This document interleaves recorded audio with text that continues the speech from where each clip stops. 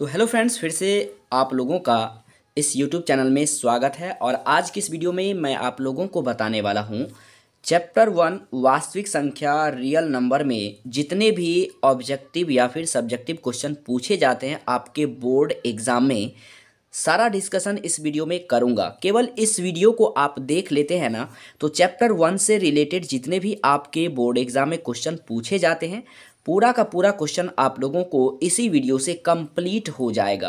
तो इस वीडियो को शुरू से लास्ट तक जरूर देखें, ये वीडियो आपके लिए बहुत ही महत्वपूर्ण साबित होने वाला है।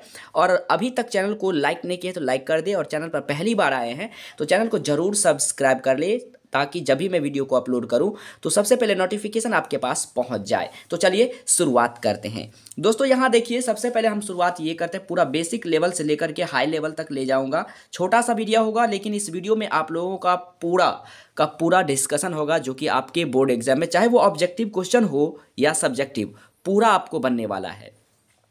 पहला देखिए, ये है चैप्टर 1 में हम लोग पढ़ने वाले हैं कि प्राकृतिक संख्या किसे कहते हैं। आप लोगों को भी पता होगा, नेचुरल नंबर, गिनती की संख्या को प्राकृतिक संख्या कहते हैं जो एक से स्टार्ट होता है, जैसे 1 2 3 4 5 डॉट डॉट डॉट, आप लोगों को भी पता होगा। ठीक है, इसमें सबसे छोटी जो प्राकृतिक संख्या होती है वो एक होती है दोस्तों। क्या होती है? एक होती है। चलिए, उम्मीद करता हूँ आपको पहले से समझ में आया होगा, और इसे देखने के बाद आपको जरूर और समझ में आ गया होगा। नेक्स्ट वन है आपका पूर्ण संख्या। पूर्ण संख्या क्या है? जिसे हम लोग होल नंबर कहते हैं। प्राकृतिक संख्या के पहले जीरो शामिल करने पर प्राप्त संख्या को पूर्ण संख्या कहते हैं। यानी प्राकृतिक संख्या के पहले अगर हम लोग जीरो लगा देते हैं, जैसे प्राकृतिक संख्या आपका देखिए ये है, प्राकृतिक संख्या को n से दिखाते हैं। प्राकृतिक संख्या ये 1 से स्टार्ट हुआ, अगर 1 से पहले हम लोग जीरो लगा देंगे तो वो आपका पूर्ण संख्या बन जाएगा, जिसका संकेत होता है W। सबसे छोटी पूर्ण संख्या जीरो होती है, इसे संपूर्ण संख्या भी कहते हैं। मतलब पूर्ण संख्या को संपूर्ण संख्या भी कहते हैं दोस्तों। ठीक है, उम्मीद करता हूं आपको यहां तक समझ में आ गया होगा। अगला है अभाज्य संख्या, यानी कि प्राइम नंबर। जो संख्या सिर्फ एक और खुद से यानी स्वयं से कटे विभाजित हो जाए उसे अभाज्य संख्या कहते हैं। जैसे में 2 3 5 7 11 13 17 डॉट डॉट डॉट, यानी कोई भी ऐसा संख्या हो जो एक से कटे और स्वयं से कटे, खुद से कटे, उसे हम लोग अभाज्य संख्या कहते हैं, प्राइम नंबर कहते हैं। जैसे में आपका ये हो गया, मैं आपको एग्जांपल भी देता हूं। सबसे छोटी अभाज्य संख्या 2 होती है। आपको ये भी एग्जाम में पूछे जाते हैं कि सबसे छोटी जो अभाज्य संख्या होती है वो 2, और इसे हम लोग रूढ़ संख्या भी कहते हैं।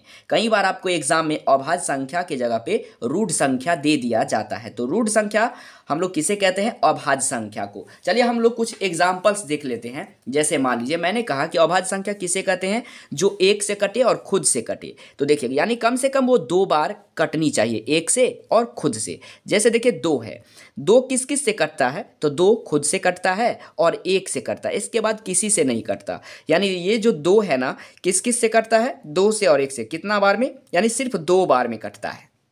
यानी जो संख्या सिर्फ 2 बार कटे, कहने का ये मतलब हुआ, कोई भी संख्या अगर सिर्फ 2 बार ही कटता है तो वो अभाज्य संख्या होता है।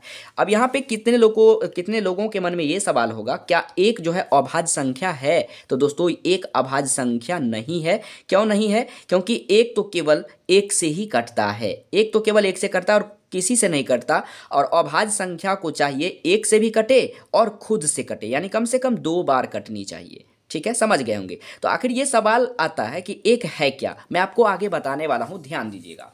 ठीक है, अब हम लोग नेक्स्ट में पढ़ने वाले हैं भाज्य संख्या के बारे में। भाज्य संख्या या कंपोजिट नंबर क्या होता है? तो जो संख्या 2 बार से ज्यादा कटे उसे भाज्य संख्या कहते हैं। ठीक ना, 2 बार से ज्यादा कटने का मतलब ये हुआ, मैं आपको उदाहरण के साथ समझाने वाला हूं। जैसे में देखिए 4 6 8 9 10 12 डॉट डॉट डॉट, यानी कोई भी ऐसा संख्या हो जो 2 बार से ज्यादा कटे, यानी एक से और खुद से भी कटना चाहिए, उसके बाद भी किसी और संख्या से कटता है, तो वो आपका भाज्य संख्या होता है। सबसे छोटी जो भाज्य संख्या होती है वो 4 होती है, और भाज्य संख्या को यौगिक संख्या भी हम लोग कहते हैं। अब इसके बारे में थोड़ा सा एग्जाम्पल मैं यहाँ पे समझा देता हूँ। देखिए, जैसे आपका 4 ले लेते हैं, ठीक ना। तो 4 आपको जो है ना 4 से भी कटता है और 1 से भी कटता है, मतलब ये 2 बार तो कटा ही, और ये किसी और से भी कटता है, 2 से कटता है। यानी ये देखिए 2 संख्या से तो कट ही रहा था,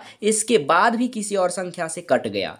तो ये इसका मतलब क्या हुआ, 2 बार तो कटा और एक ज़्यादा बार भी कटा, 2 बार से ज़्यादा कटा। इसका मतलब 4 क्या है, आपका भाज्य संख्या है। इसे यौगिक संख्या भी कहते हैं। कोई भी ऐसा संख्या लेंगे जो खुद से भी कटना चाहिए और 1 से कटना चाहिए और साथ में उसके बाद भी किसी और संख्या से कट जाता है, यानी 2 बार से ज़्यादा कट जाता है, तो वो आपका अभाज्य संख्या, सॉरी दोस्तों, भाज्य संख्या होता है। ठीक है, आगे देखते हैं हम लोग पूर्णांक संख्या किसे कहते हैं। बहुत ही साधारण है, सभी प्राकृतिक संख्याएं शून्य एवं प्राकृतिक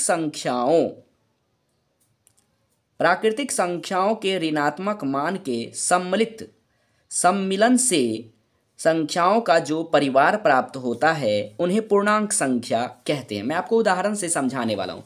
सभी प्राकृतिक संख्याएं यानी जो धनात्मक होता है, जो मैंने अभी अभी आपको बताया, प्राकृतिक संख्या गिनती की संख्या को कहते हैं, उसमें शून्य भी होनी चाहिए और प्राकृतिक संख्याओं का जितना भी मान है सभी ऋणात्मक होनी चाहिए। सबको मिलाने के बाद जो संख्या बनता है, जो परिवार बनता है, वो पूर्णांक संख्या इंटीजर कहलाता है। जैसे पूर्णांक संख्या को हम लोग L से या फिर Z से दिखाते हैं और इसका ये रूप होता है। दोस्तों यहाँ पे देख लीजिए, यहाँ से 1 से अगर स्टार्ट हो गया तो ये आपका हो गया प्राकृतिक संख्या और 0 शामिल कर दिए, और प्राकृतिक संख्या जो भी था सबका ऋणात्मक मान और सबको एक साथ अगर लिखने के बाद जो परिवार बन गया वो आपका पूर्णांक संख्या बना। ठीक है, उम्मीद करता हूँ आपको समझ में आ गया होगा। अब हम लोग परिमेय संख्या देखते हैं। परिमेय संख्या को रेशनल नंबर कहते हैं। अब परिमेय संख्या होता क्या है समझिएगा, मैं एग्जाम्पल के साथ समझाऊंगा और इसी वीडियो में आपको याद भी हो जाएगा, दोबारा देखने की जरूरत नहीं पड़ेगी आपको।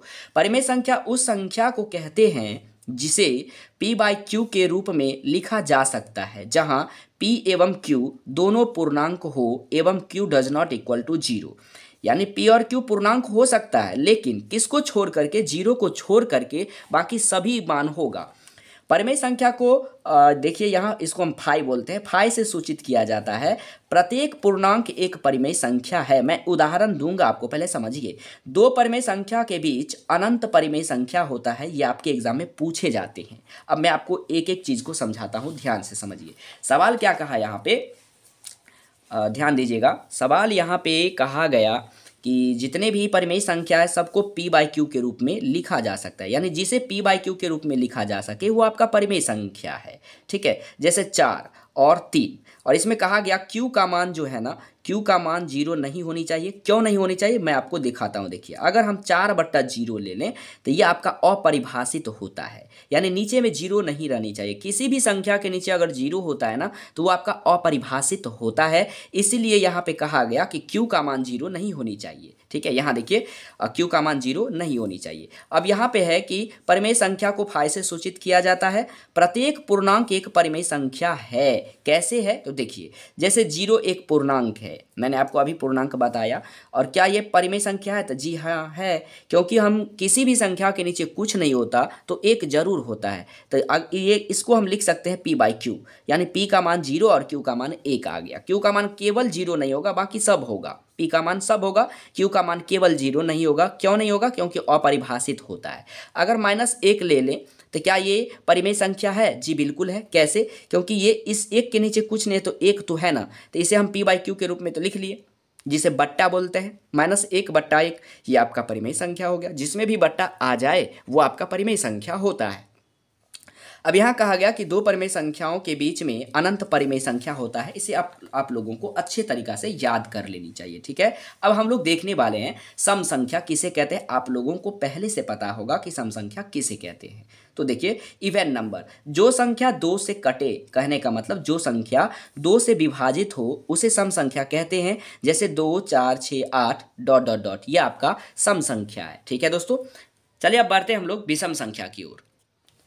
अब यहाँ देखिए दिया गया है विषम संख्या ऑड नंबर किसे कहते हैं। तो जो संख्या 2 से ना कटे, जो संख्या 2 से विभाजित ना हो उसे विषम संख्या कहते हैं। जैसे 1, 3, 5, 7, 9 ये हुआ आपका। उसके बाद देखिए दोस्तों, अगर कहा जाए कि सबसे छोटी विषम संख्या कौन है? तो 1 है। और सबसे छोटी सम संख्या कौन है? 2 है, क्योंकि 2 से स्टार्ट होता है।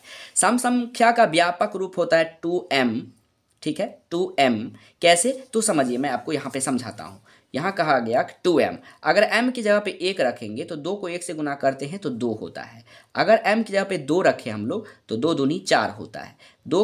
m की जगह पे 3 रखें तो 6 होता है। हम क्या देख रहे हैं कि m का कोई भी मान रख रहे हैं तो सभी संख्या सम संख्या आ रहा है। तो सम संख्या का व्यापक रूप, स्टैंडर्ड फॉर्म या मानक रूप कहा जाए तो आपको 2m कहना है, या फिर 2n भी आप कह सकते हैं। ठीक है, उसके बाद देखिए विषम संख्याओं का या विषम संख्या का व्यापक रूप या मानक रूप क्या होता है? तो 2m+1 या 2m-1। अब ये कैसे होगा? तो ये भी मैं आपको समझाता हूँ, ध्यान दीजिएगा।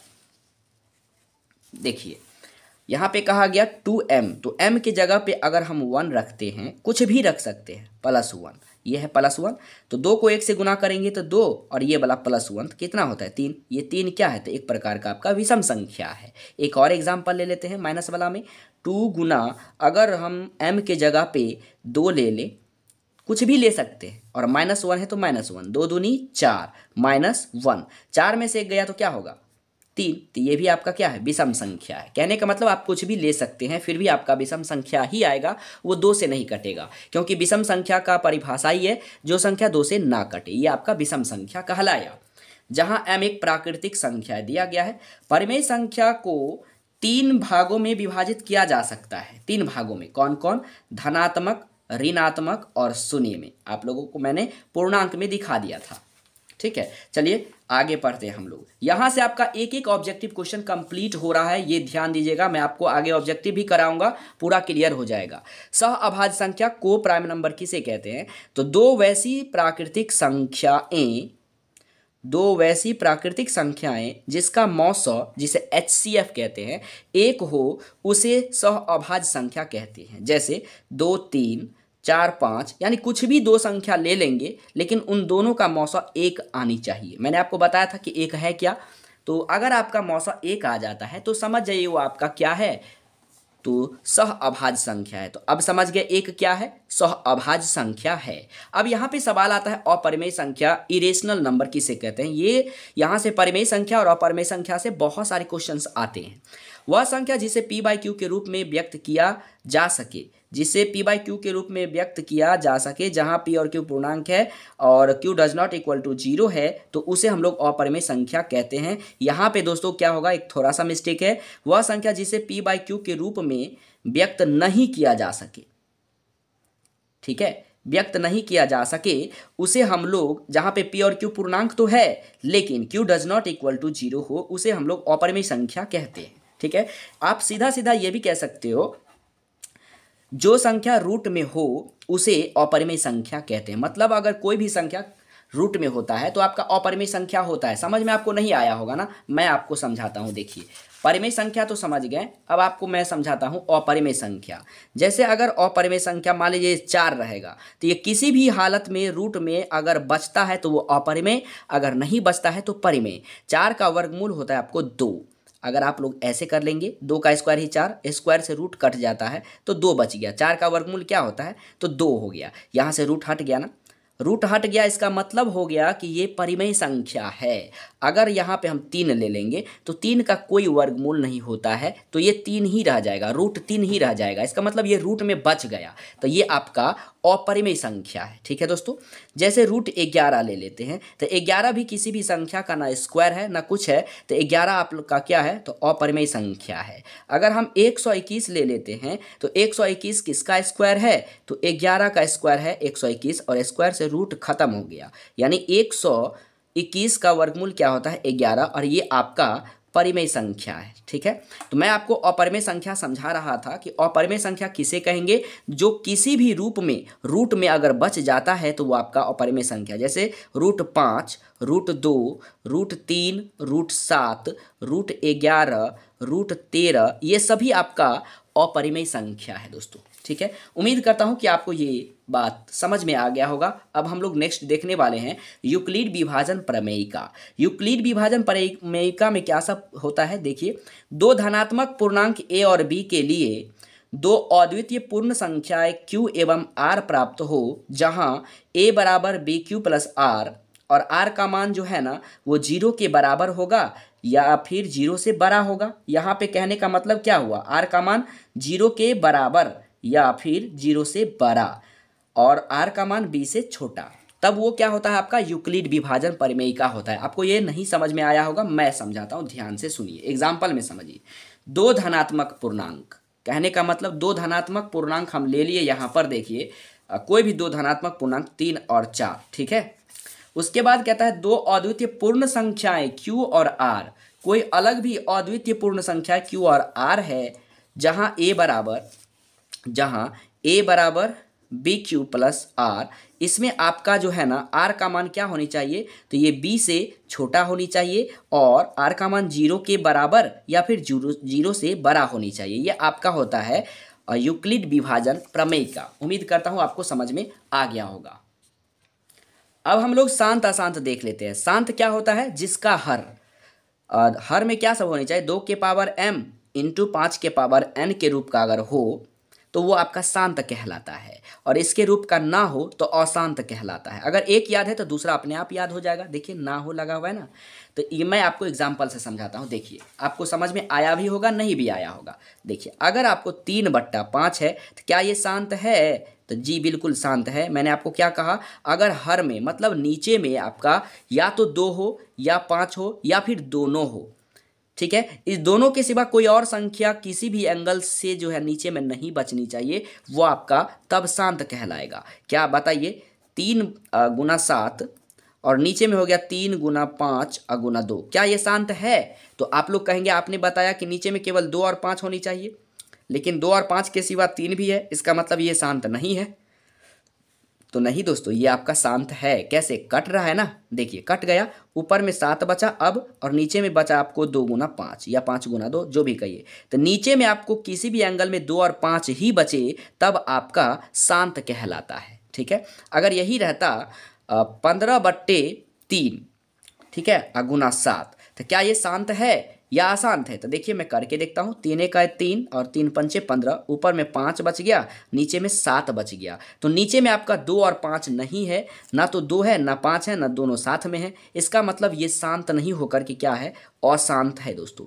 क्या है, अशांत है। अब उम्मीद करता हूँ आपको शांत और अशांत भी अच्छे से समझ में आ गया होगा। देखिए अब आपका यहाँ क्या है दोस्तों, छोटी छोटी बात को ध्यान दीजिए। पाई एक प्रकार का अपरिमेय संख्या है। पाई का मान 22/7 हो तब वह परिमेय संख्या है, ठीक है। दो लगातार संख्याओं का अगर मौसा पूछा जाए तो हमेशा एक होता है, हमेशा। ये आपके इस तरह के एग्जाम में पूछे गए हैं।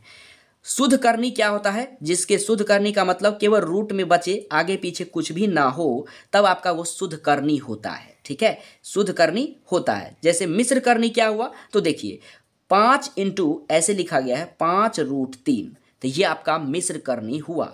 यहाँ पे भी देखिए 4√3 और 3, ये आपका मिश्र करनी हुआ। अब आप कहेंगे यहाँ पे 3 क्यों लिए, तो समझिए यहाँ दोस्तों अगर कोई भी संख्या 2 होता है तो ये रूट का मतलब ही होता है कि पीछे 1/2 छुपा हुआ है, ठीक है।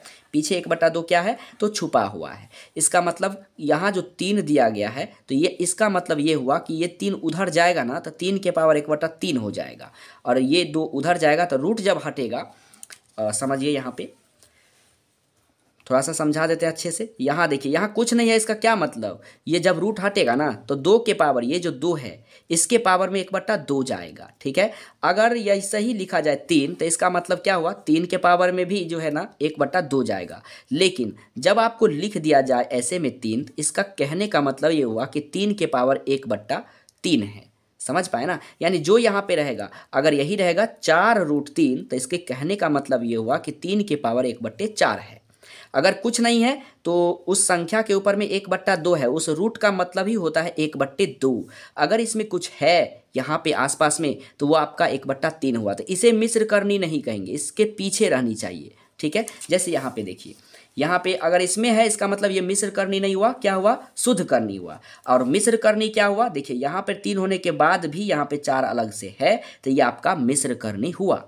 और अगर आपको ऐसे लिखा मिल जाए, ये बताइए कौन करनी हुआ, तो मिश्र करनी हुआ। अगर ऐसे कहे बताइए 4 इंटू √5 ये कौन करनी हुआ, तो ये भी आपका मिश्र करनी हुआ, लेकिन ये आपका मिश्र करनी नहीं हुआ।